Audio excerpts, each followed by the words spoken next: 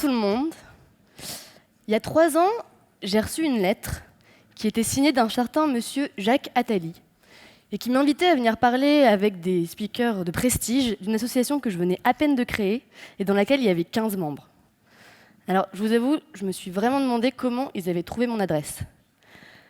Et comme j'étais un peu impressionnée, j'y suis pas allée parce que j'avais un autre truc à faire. Donc je suis très contente d'être ici aujourd'hui, 3 ans après, parce que maintenant j'ai plein de trucs à vous raconter. Il y a 3 ans, en fait, je venais juste d'être diplômée et avec quelques amis, on avait été extrêmement marqués par nos études. En fait, on s'était vachement ennuyés. On avait trouvé que l'enseignement était super figé, que le contenu n'était jamais remis en question, qu'il n'y avait pas de prise de recul. On avait fait une école de commerce et personne ne se posait la question de savoir est-ce que les modèles économiques qu'on mettait en place devaient être transformés. Et puis dans la forme, c'était vraiment statique. Pourtant, on avait beaucoup voyagé et on avait eu la chance de découvrir des initiatives qui étaient vraiment extraordinaires. On avait fait des stages auprès d'entrepreneurs sociaux, on avait fait des missions pour des social business, on avait lu des livres de Mohamed Younous, de Joseph Stiglitz, de Monsieur Prahalad, de Jérémy Rifkin, et donc tout ça nous avait vraiment passionnés et on s'était dit mais pourquoi est-ce que ça n'est pas enseigné dans notre école? Et puis aux soirées, on passait vraiment pour des hippies, donc il y avait un truc qui clochait. Et puis, le jour de notre diplôme, on s'est regardé, on s'est rassemblés et on s'est dit on n'a pas le droit de quitter cette école sans passer le message aux générations futures. Il faut qu'on le dise. Il faut qu'on leur dise que oui, des alternatives sont en train d'émerger, qu'elles existent et qu'ils peuvent y prendre part. Du coup, c'est comme ça qu'on s'est dit qu'on allait créer le Noise. Bon, le nouvel observatoire de l'innovation sociale et environnementale pour faire un peu plus sérieux. Le Noise, c'est une association dans l'école qui permet de sensibiliser les étudiants aux questions d'innovation sociale, aux grands enjeux que notre société est en train de rencontrer et surtout de les aider à passer à l'action en fonction de leur passion et de leur talent.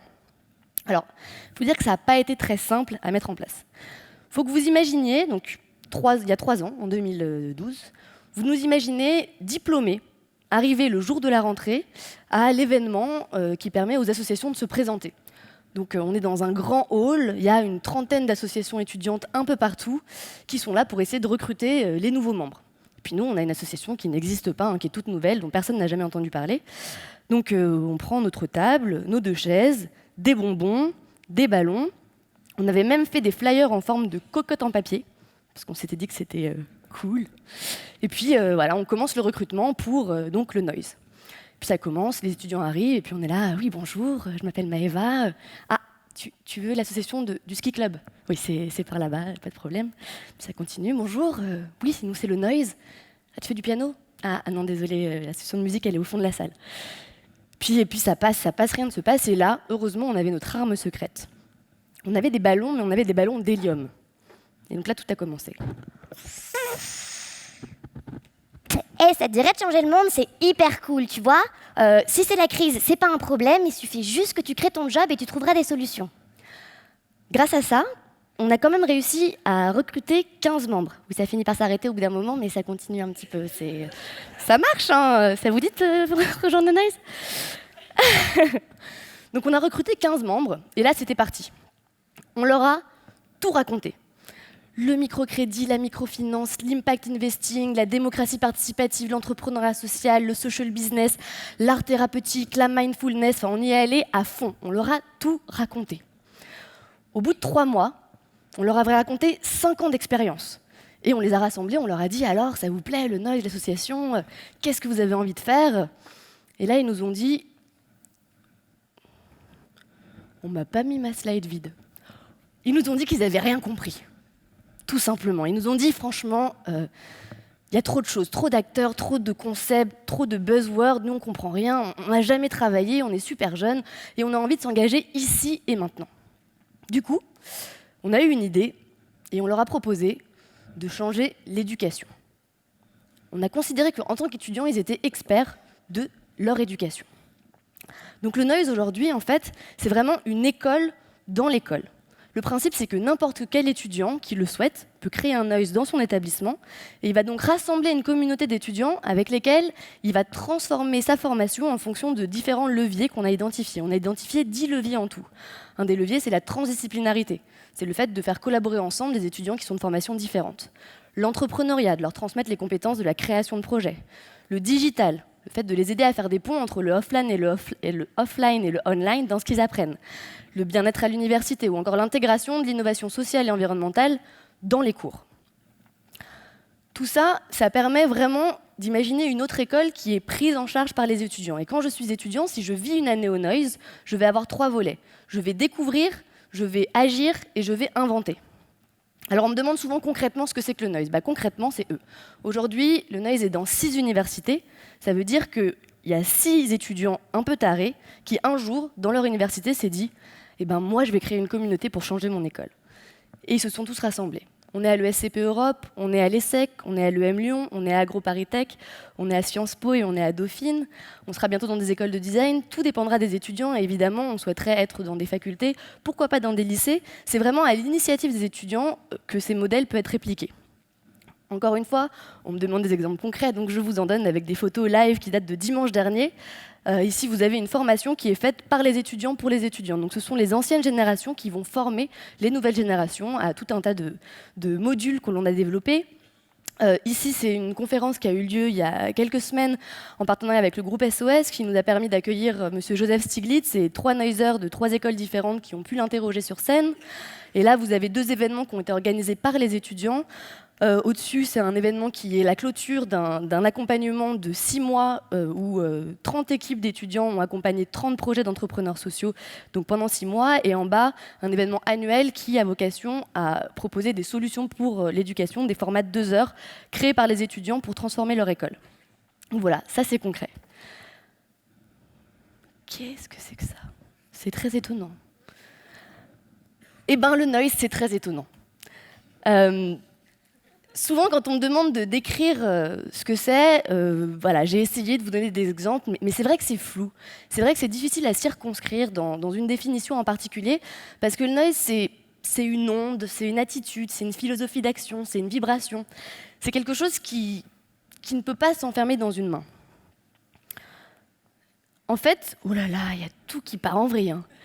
Il y avait une slide qui était super bien, où en gros, il y avait le site internet déjà, mais que vous trouverez par vous-même. Non, surtout, il y avait une campagne de communication, qui est celle qu'on utilise pour recruter, en plus du ballon d'hélium, qui dit « Le Noise, c'est pour éviter la crise de la quarantaine ». Et c'est vraiment ça, on pense, même si on n'a pas encore 40 ans. En tout cas, on l'a peut-être évité d'une certaine manière. C'est l'idée de se reconnecter à une forme d'élan de vie qui nous a permis de créer justement cette association et qui manque en général aux étudiants parce que Krishnamurti, je ne sais pas si c'est un sage indien que vous avez peut-être déjà lu, l'explique bien, l'éducation, elle éteint une forme d'énergie qui est en nous à la naissance et qui, parce qu'on y met des contraintes, disparaît. Le Noise, nous, on veut se reconnecter à cette force de vie et avancer ensemble. Et donc, éviter la crise de la quarantaine. Le Noise, c'est aussi un laboratoire. Aujourd'hui, moi, je travaille donc à ECP Europe. Je dirige la Blue Factory, qui est le sublimateur de start-up de l'école. Et on y applique vraiment les innovations pédagogiques qu'on teste dans le Noise. Et il y a une vraie collaboration qui se fait au niveau de l'établissement, c'est-à-dire qu'on crée des nouveaux dispositifs pédagogiques, l'établissement se met au service des étudiants, et au niveau de l'association où les étudiants deviennent responsables de leur éducation et ne sont plus passifs par rapport à leur apprentissage. Et il y a vraiment ce va-et-vient dans lequel on croit énormément dans la transformation de l'éducation, qui prend en compte l'énergie et l'importance des étudiants et qui fait que l'établissement libère la créativité tout en gardant évidemment son expertise qui est très importante. Et du coup, pour terminer, c'était la fameuse slide. Ah, vous l'avez vu? C'est pas mal, hein? Vous avez vu? Ah, mais non, dis pas. Bon, c'est pas grave. Pour terminer, on a donc un slogan que vous avez vu tout à l'heure, qui dit « C'était mieux après ». Parce qu'on a observé que dans les fameuses générations Z dont on parle tant, il y en a beaucoup qui disent « C'était mieux avant ». C'était mieux avant, on avait des retraites. C'était mieux avant, on avait le plein emploi. Mais non, c'est pas vrai. Déjà, c'est mieux tout le temps maintenant, et c'est clairement mieux après. Et il n'y a que les témoignages des étudiants qui peuvent nous prouver si notre modèle marche. On nous demande souvent, Maëva, est-ce que ça marche le noise? Est-ce que ça fonctionne? Moi, je ne sais pas. Tout ce que je sais, c'est qu'un jour, j'ai posté sur Facebook une question, justement. J'ai dit, écoutez, j'ai une conférence à faire là bientôt, je ne sais pas quoi raconter, je ne sais pas ce que c'est que le noise, moi je ne suis plus étudiante, dites-moi c'est quoi le noise pour vous? Et on a eu tout un tas de commentaires de la part des étudiants qui ont défilé. J'ai eu 60 commentaires, j'avais jamais vu ça. Ils sont sur le site internet, donc si vous allez sur notre site, il y a un onglet qui s'appelle Qu'est-ce que c'est où vous pouvez lire tous les témoignages des étudiants, qui sont assez rigolos. Et en l'occurrence, là, je peux vous en lire un. Le noise, c'est un mouvement, un état d'esprit qui fait prendre conscience aux étudiants qu'ils peuvent être entreprenants et faire bouger les lignes s'ils le souhaitent. Le noise, c'est aussi une association étudiante qui fait découvrir des initiatives innovantes et positives aux étudiants et les incite à y prendre part. En gros, le noise, ça nous fait ouvrir les yeux, ça fait qu'on sait qu'on peut se bouger les fesses et à la fin, ça fait qu'on se bouge les fesses. Merci beaucoup.